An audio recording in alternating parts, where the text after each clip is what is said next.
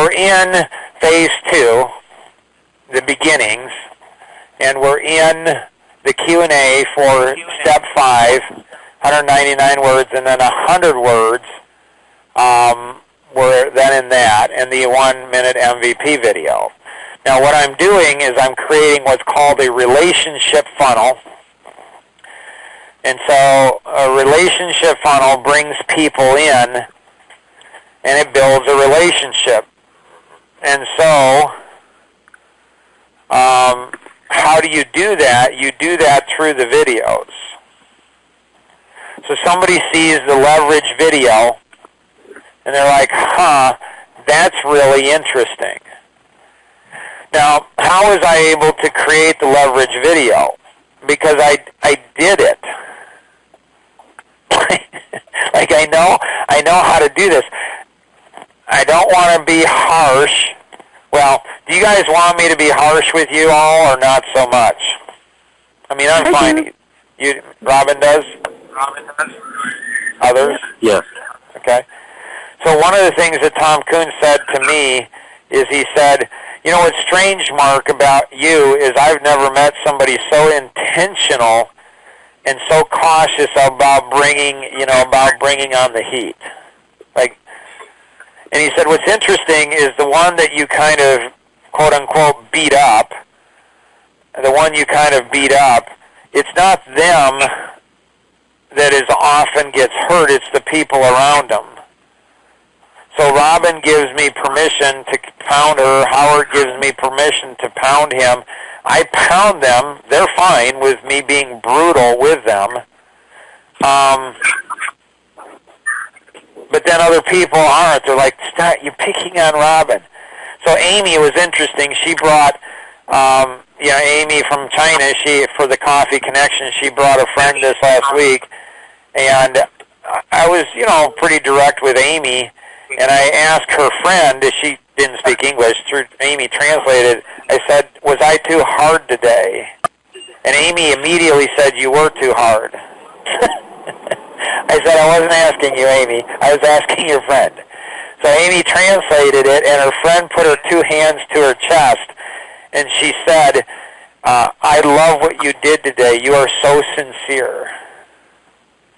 And I never met her before. She doesn't even speak English. But she could feel the energy like I was. And then I said to Amy, do you want me to be nice to you, or do you want to make money? And it's up to you. So anybody know why Robin, does anybody find it as ironic as I do that Robin's asking to be pushed? No, not so much. It's probably my social autism. So Robin's, further ahead than all of you, because she brought on 2 art buddies, Phil and Howard. So often the people who are the most successful, they want to be pushed even harder, even though they're the most successful. So what's the next step for Robin? To have her 2 buddies find 2 more. And how hard is that, Avalinda? That's harder. That's harder. That's a lot harder. Although she got 2 great people. So Howard and Phil, they need to go ahead and find 2 people. And all of a sudden, Robin's got another ripple. And so, does anyone have any questions, for Robin or Phil or Howard? No. Does anybody know what I'm thinking? I have a question. I would like to know what you're thinking, but I also have a question about what you just said. Well, part of it you said about hurting, it can hurt the others that Tom said. What I'm finding is it's helping the others who have been in and out. So I want to announce that Maureen and Lynn are coming back, and I want your suggestion, Mark. What do you think? I thought about, since I introduced them, they haven't actually met them in person or spoke to them yet, but what about each of them taking one of Lynn and one of Maureen, because that's awesome. Having more than two art buddies. It's awesome. Is that okay? Yeah, it's totally awesome. Good. You're helping them. So what you're demonstrating to them is they're going to do the same thing. It doesn't get them off the hook from getting, two art buddies. They still get it, but they go ahead and then help their next generation get it. So you're using your gifts of enthusiasm. You're fearless. Like, it was so cool. Your gentleman over in India? Yes. So he goes ahead, and he was on a call with Phil. And I said to him, so what, I said to the gentleman over in India, he's like 21 years old, I think. And I said to him, what's your goal for biggest challenges? How many biggest challenges that, that you have and that you want to get? And he said 10. And I said, Phil, how many do you want? And he said 20. Phil, how you doing on getting to your 20? I got my 10. You're a wild man. Now, I just want you to know, Phil, most people are not like you. It's better to go 4 a day than 10 in 2 days. So go, go 4 a day. That's better in the future, and get your buddies to do 4 a day. Because I was explaining to Matt that what happens is, if you do 20 in a week and you say you're going to get them Friday and Saturday, by and large, there's going to be a challenge that comes up on Friday and Saturday, and then you're going to give an excuse, and then as a leader, you got to decide, am I going to show mercy or am I going to go ahead and vaporize them? If you show mercy, they'll like you, but they won't make money, because people who make excuses don't make money. They just don't. Let me interject that I got some amazing responses. It's incredible. So fun, huh, Phil? Yeah. So I asked this young gentleman, I said, so are you feeling kind of humiliated now? And he's like, no. See, this is the thing, like, I really feel bad for young males because their testosterone level has dropped dramatically worldwide because of all the energy drinks and playing Xbox. It's taking away, but that's another story. Anyways, it's like, for crying out loud, Phil's 83 years old. But like he's 83, you're getting your butt kicked by an 83-year-old. For crying out loud, you've got your whole life in front of you. You want to get a restaurant. Do you, come on. But human beings' capacity to go ahead and make excuses and rationalize their patheticness blows my mind. Like, there's some people probably thinking right now, what are people thinking right now? Like, Phil's going to do 20 biggest challenges in a week. And and he's 83 years old. What are people thinking right now? I wish he was my grandpa. I wish he was my grandpa. That's interesting. I'd love to have a granddaughter. Really? Okay. You got 3 of them now. Share with you. You got 3 of them, Phil. Oh my gosh, that was so awesome, Mark. So Ginger Ann, my oldest daughter, she has 4 kids, and she has 2 twin daughters that are, 15 months old or something, I think. No, maybe, yeah, something like that. And they're moving from Florida to the D.C. area. Really? And so yeah, you can go ahead and adopt, and then I've got another granddaughter too. They're adorable. You will love them so much, and you will be such a great influence on them. That's awesome. Okay, sorry, getting back to it. Got a little distracted. Does anyone have any questions for Phil or Robin? Oh, here's what people are thinking. Well, they won't say this, but this is what they're thinking. Well, old people have a lot of time. Oh. That's what they think, seriously. But they won't say it, but that's what they're thinking. Well, if I was 83, I would have a lot of time. It's like that's what people think. They rationalize their ineptness, their lack of drive and discipline like crazy. It's just sad. And so if I would have, so many questions for Robin and Phil, it's unbelievable. And so people that don't have questions, people that don't have testosterone, people that don't have drive, like people that aren't, like you probably shouldn't be an author, honestly, or a speaker. Like you might be really good in front of people. You might actually be really seductive. Like people might actually think you're smart. But you can tell, who's smart when you get behind the scenes and you start seeing who's really actually doing the stuff. And Phil and Robin are actually doing this stuff. Robin, how old are you? 72, a little longer. My gracious, you're so young. So my friend Dwight over in China, he hangs out, like he's in his 70s, I think, or 80s, and he hangs out with Chinese in their 20s, and he says, I'm younger than all of you.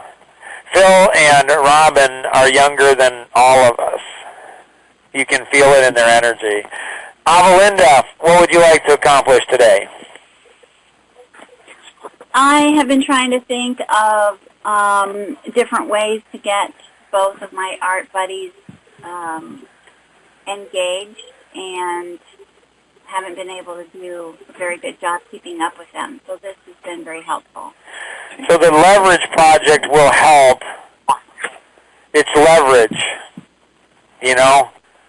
It's leverage. It's being able to leverage things. That's the key. So enough leverage moves anything. Elise, what would you like to accomplish? Well, I guess I don't have anything specific. What do you mean you don't have anything specific? How you have all this subconscious that's just like aching to get out? Like, okay, sorry. Well, go ahead. Your discussion on passion and how to achieve what you want and sacrifice for that was really helpful. I mean, I think I see that first in my own life, but then in the other people that I work with, and so I think it's crucial to help people to see that. So that discussion was really beneficial. Cool. So great question that Elise is thinking on a subconscious level, or maybe on a conscious level, and she's struggling. This is what she's struggling with. She's struggling with, she wants to ask this question first.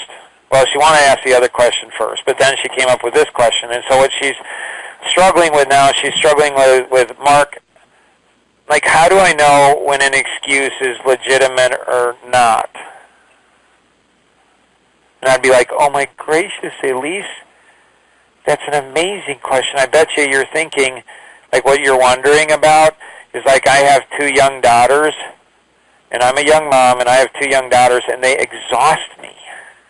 Like they just suck the very life out. And I love it, but it's like it's hard to do business when, when I've got 2 little girls and they just constant. So, Mark, if I go ahead and bring up, like my 2 daughters, is that an excuse? Like I have no energy. Like I have no energy. Is that an excuse? Does anybody know the answer to that? I think so. I think it's not an excuse. It's just she's just trying to deal with her life. Right. It's not an excuse. Right. So she has a desire to have more energy. She wants to be there all on for her little girl. She wants to experience their life.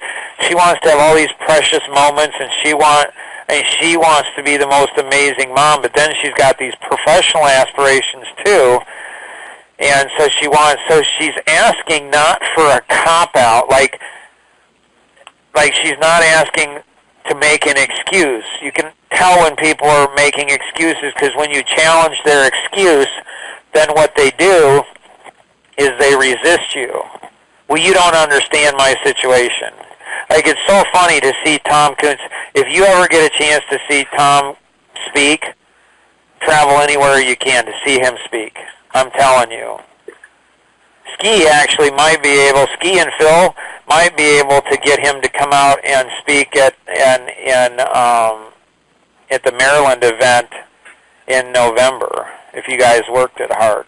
Anyways, so when Tom and I spoke around the country for like 7-8 years, both Tom and I know how to seduce an audience, so we get them, it's easy to get them to like us, to be laughing and all of that. But the second Tom, or the second I say something that the audience doesn't like to hear, immediately you can feel the energy, and they're like, Tom doesn't understand. Mark doesn't understand. And this is where motivational speakers, I think, have gaps, is they're motivating people, and it's good for them because they got to keep buying books and tapes and all these things, keep coming back over and over and just listen to me, and I'm going to motivate you, and then every day you're going to go back and you're not going to be motivated. And so they're trying to help people rather than heal people. Like, I don't want to be around people I have to motivate. I want them to be self-motivated. I want to teach them how to do it. So I can tell in Elise's energy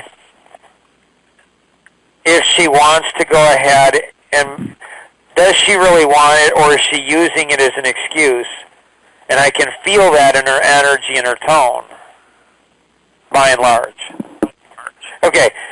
We got 2 more minutes here in this segment, options, right, Mark? And then we'll go into the bonus session. Before we go into the bonus session, is there anybody that has to take off now before that's not able to stick around for the bonus session? Because in the bonus session, that's when I'm going to get in, like, all of you and see how each one of you. I'm going to go through in the bonus session today and go through each one of you, and I'm going to. How are you doing in these areas? So is there anybody that has to leave? I have to, Mark. Okay. Is there anything else you want to accomplish today, Avalinda? No. So you are a great motivator. You're moving forward really well, and you're learning so much. If you articulate that to the rest of the group, Avalinda, it will motivate and inspire them. Like the things that and it will lock you so you don't slip from a conscious competence to an unconscious competence. You don't want to do that. It'll lock in when you're communicating what you're learning.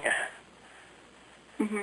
Like reverence, like pressure, like there's all these magical things that you're learning. When you communicate that to others, you lock it in your own memory, which will be great for your grandkids too. All right. Anyone? I have a question for Avalinda and you, Mark. Just real quick, Avalinda. Would you consider me, when I get to that point, to be my art buddy for learning the X-rays?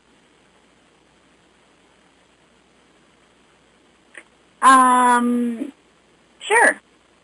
Cool. All right. Anybody else have to take off here before we go ahead and go into the bonus session? Yes, I do, Mark. And anything you got, Emily? No, not today. Emily's got so much she can't even handle it. Like, she's going to take off, but I'll explain her subconscious like I'm telling you, watch her closely. Partner up with her. Help her.